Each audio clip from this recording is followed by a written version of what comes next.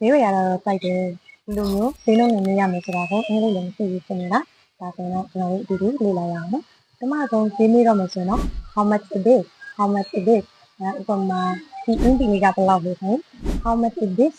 how much it is ဒီခုနလေးဘယ်လောက်လဲဆိုရင် how much is this shoe how much is this shoe ဈေးတော့မေးပြီးသွားပြီ discount ရှိလားသိချင်တယ်ဆိုရင်တော့ do you have any discount do you have any discount မေးလို့ရတယ်နော်အဲ့လိုမှမဟုတ်ကျွန်တော်တို့ကတခြား site လေးချင်တယ် do you have medium do you have plus size do you have XL ဒါမျိုးမေးလို့ရတယ်နော် site မဟုတ်ဘူးအရာဝန်တခြားအရာလေးလိုချင်တယ်ဆိုတော့ do you have blue do you have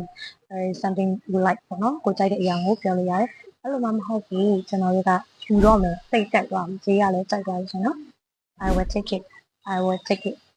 နဲ့တကယ်လည်းခါတော့စမ်းဝတ်ကြည့်ချင်လို့ဆိုရင်တော့ဒီလိုမေးလို့ရပါတယ် Can I try it on Can I try it on စမ်းဝတ်ကြည့်လို့ရမှာဆိုတော့